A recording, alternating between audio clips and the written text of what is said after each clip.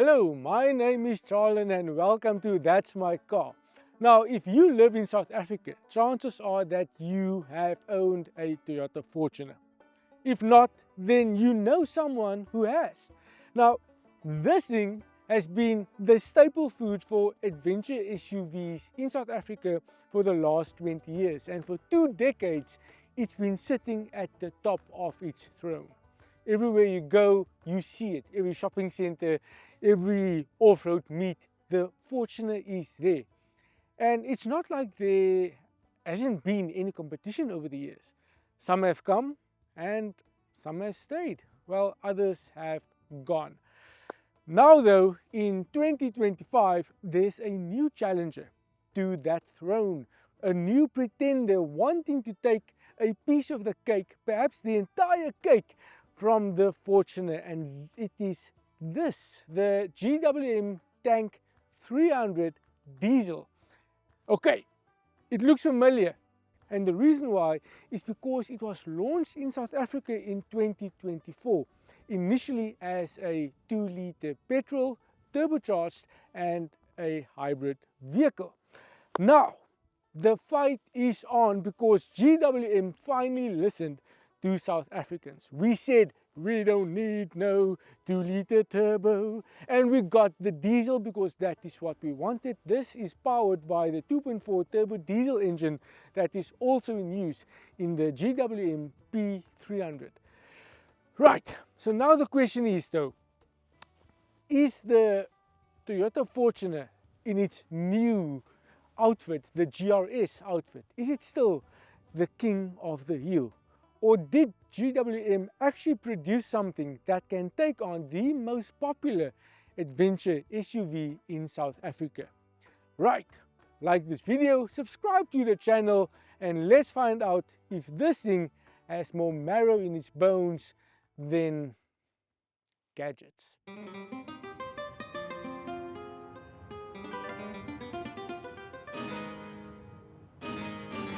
If the Toyota Fortuner GRS looks a bit more serious than your uncle's Fortuner, that's because it is, because this is the new headline act for the 2025 Fortuner lineup in South Africa. And for 20 years, the Fortuner has been the sweetheart of adventure SUVs in South Africa. It is the one vehicle farmers actually wave at on gravel roads. It's the one families trust, and it's the vehicle that overlanders rely on. From the bush to the berg to the city, this vehicle is just everywhere. And for 2025, Toyota decided to keep the lineup simple. You have the 2.4 GD6 and the 2.8 GD6, both turbo diesel engines. But now, with the Fortuner GRS joining the fray, things just got a lot more serious. The Fortuner GRS doesn't go full rally mode just yet, but you can sense and see that Toyota wanted this vehicle to look and feel a lot more special. There are subtle tweaks, there are subtle hints that suggest that this is the headline act for 2025. And while we are not talking mechanics just yet, this is definitely not one of those all mouth, no show, no bite situations.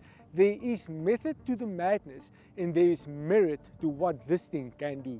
The Fortuner GRS is the new cat on the block, but it already walks like it knows the Fortuner owns the block. Now the real question is around the Fortuner GRS is that, can it handle being in the spotlight, especially with the GWM Tank 300 diesel rolling into the frame? And the thing with adventure SUVs in South Africa is that don't come to the party if you are not prepared. And clearly the GWM Tank 300 diesel accepted, because it is here to really disrupt the establishment. Now with a name like Tank, you would clearly think that this thing belongs on a battlefield. And it kind of does, because the looks are bold, brass and cocky. It's like the guy showing up to the braai and saying like, you know what, I don't need Google Maps, I know a shortcut. This is that type of guy. But GWM did not take any shortcuts. But now with this new diesel derivative, the Tank is literally stepping into the lion's den. But it didn't come quietly. It blossomed into the place and it made its presence known. And just to put that presence into perspective, it's like the new guy at rugby practice who's showing up with a branded kit and no mouthguard. Is he a bit mad? Maybe. Is he confident? Definitely. Is he a bit bedonderd? Well, that's what we're trying to find out. So what you are getting is leather seats all around, you have ambient lighting, and you have two 12.3-inch digital screens. The one is for the infotainment system and it's touchscreen, and the other is where the driver can see everything that he needs to see about his car, and this includes the off-road settings, the drive modes and all of that. And speaking of drive modes, you have your rotary dials right here, and you can toggle between 2 high, 4 low, as well as the different driving modes. And a nice touch is this gear lever that literally looks like it comes straight out of a fighter jet. A few nice touches that GWM added to the Tank's cabin is a wireless charger. You have several USB and USB-C ports. You have heated seats as well, and a sunroof. So this cabin literally feels like it comes from a generation ahead, and to be honest, it feels like it's blowing the competition out of the water. Now, when you get into the back, there is plenty of space as well, because this is my seating position. I have more than enough leg room, and again, there are leather seats, 2 USB ports as well.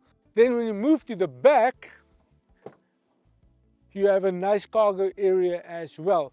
But now, one thing that I really like about the rear space is this power socket right here. So it's a 240 volt socket, and unfortunately it only takes the American style plug, so you can just force it in there and you can charge your drone or any other device, laptop or whatever. But I think for South Africa, you maybe just need to get an adapter to make life a bit easier. Right. So when it comes to adventure SUVs in South Africa, the interior and the technologies and the cabin comfort, it's just as important as the rugged underpinnings, as the architecture, and that now also becomes part of the value equation that we need to talk about. And in the Fortuner's case, Toyota stuck to what they know. This is a familiar layout, but you do get certain tidbits and hints, like we said earlier, that this is something a bit more special. So you still have your black soft touch materials, but you now have red stitching that goes with the GR theme.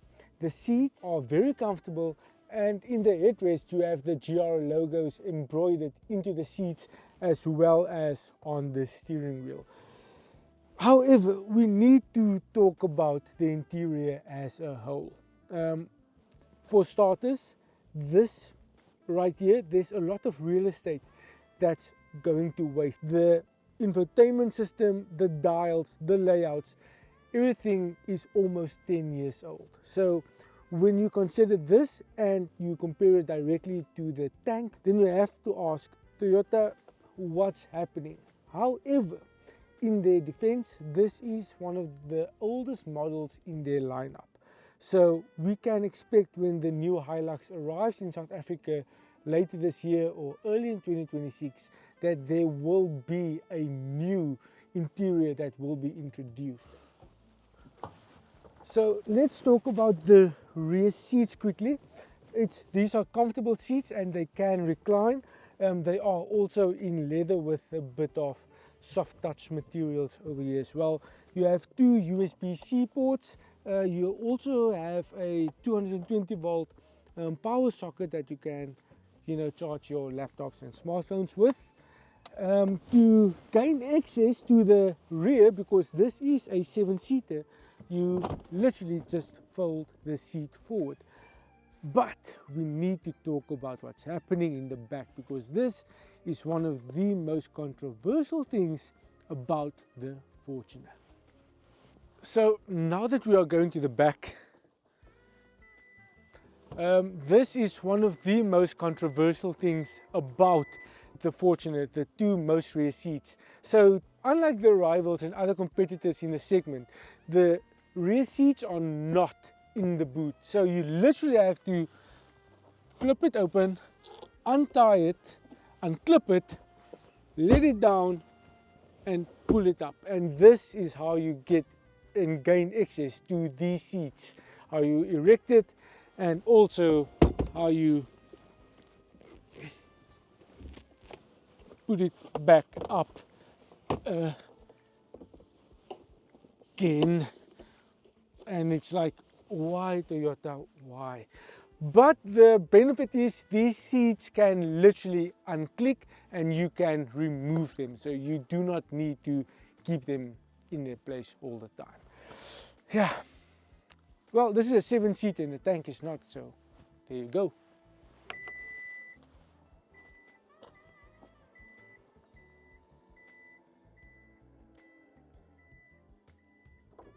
Now, when it comes to both the Fortuner GRS and the Tank 300 diesel ultra luxury, they are both capable on-road and off-road. With the Fortuner's case, it is based on the same underpinnings that you would find in the Toyota Hilux GRS, and that means raised ground clearance of 279 millimeters. It means monotube suspension. It means the same 2.8 diesel engine, and it also means that power has been increased to 165 kilowatt and 550 newton meters. The 6-speed automatic gearbox is still there, but now you have the benefit of paddle shifters behind the steering wheel, and that makes the Fortuner still one of the best adventure SUVs in South Africa.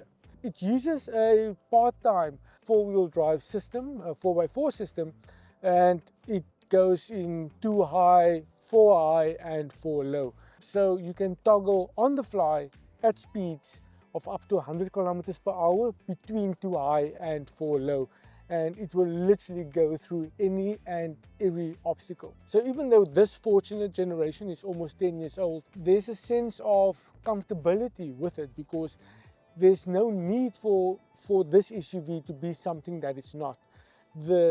The recipe that Toyota followed with this vehicle is one that overlanders and city slickers and adventurers that they love and follow, and they believe and trust in the formula. On tar though, the Fortuner GRS does everything here that you expect from a Fortuner. Only now it rides a lot more comfortably. You have greater confidence in corners, you have greater stability in corners, and that is something that's been missing on the Fortuner for a very long time.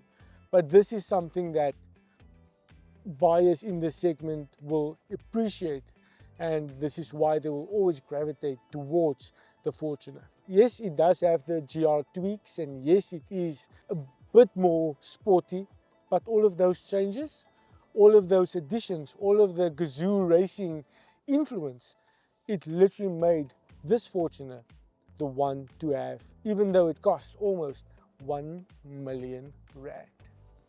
In the Tank 300's case, it uses a 4x4 system with which you can toggle between 2 high, 4 high and 4 low, the same as the Fortuner GRS. But here the big difference maybe is the 2.4 litre turbo diesel engine, and it produces 135 kilowatt and 480 newton meters. And all of that power is channeled to the road through a 9-speed automatic gearbox. And like the Fortuner, you also have paddle shifters behind the steering wheel. But it's not just about what's under the skin, it's also about the gadgets that make this thing so formidable off-road, because you have a 360-degree camera, you have sensors all around. So wherever you go, whatever you do, where you drive, whatever challenge you take on, it's literally almost like having a spotter sitting next to you. And that is something that's a miss in the Fortuner. The Tank 300 diesel also has a decent amount of ground clearance, and it can wade through water up to 700 millimeters deep. So obviously the Tank does not have the same legacy and heritage and tradition as Toyota with its off-road history. But it is still a formidable package and a credible package that is hard to fault in this segment. But it's not just on gravel that the Tank 300 diesel excels. It also performs very well on tar, and it's a very comfortable drive, and the independent front suspension helps to soak up bumps very well. But one of the things that's really good on this SUV is cabin insulation. So no matter where you go, no matter where you drive, it never sounds like there's an intrusion of wind that's overly excessive. You can have a conversation with other occupants and it's easy going. So when you look at this comparison, then it's clear that there are actually two competitions, two matchups taking place at the same time. This is the Tank 300 diesel ultra luxury diesel, the top of the range model, and it sells for 739,900 Rand. Now, its direct competitor from the Fortuner stable is the 2.4 GD6 automatic 4x4, and that sells for 739,100 Rand, 800 Rand cheaper. Now the thing is going to be, where do you go? Top of the range GWM Tank 300 diesel or entry level Fortuner 2.4 GD6. And because the Tank has all of the bells and whistles, all of the gadgets, all of the technology, that automatically opens up the door for the Fortuner GRS, because the features that you find in this vehicle justifies its position as a rival for the million Rand Fortuner GRS. What do we do? How do you solve this problem? Because all of a sudden the conversation is not just about brand loyalty anymore. Now it's about value for money. And of course, Toyota, having been in South Africa for donkeys of years, it's easy to say, Toyota, that's the way to go. But what about the brand that's been in South Africa for 20 years? Did you know that GWM started in South Africa in the mid-2000s? And ever since then, they've been bringing in new vehicles. They've listened to customers. Things changed in 2017, 2018 when Haval came to the country. It changed again with the P series in 2020. It changed again with the Aura. It changed again with Tank. And there are more vehicles coming. So yes, the Fortuner and the GRS in particular, it is the prime pinnacle for what the Fortuner can be. But how do you justify a premium of 260,000 Rand over a vehicle that has everything? It can do off-roading, it can compete at the very best, it can compete at the highest levels. Where do you sign? Where are you going to go and look for the dotted line that speaks to you? And this is what the Tank 300 diesel came to do. It is the great disruptor. It's the car that maybe will take on the Fortuner. So the question now is what to do? Where do you go? This is not for me to decide. This is not for me to say go here, go there. But what I do know is heritage counts for a lot. Heritage and tradition is what built Toyota in South Africa. However, you can't deny that there's a disruptor in this space. That's it. Thanks for watching, thanks for liking, thanks for subscribing. We will see you on the next one. Cheers.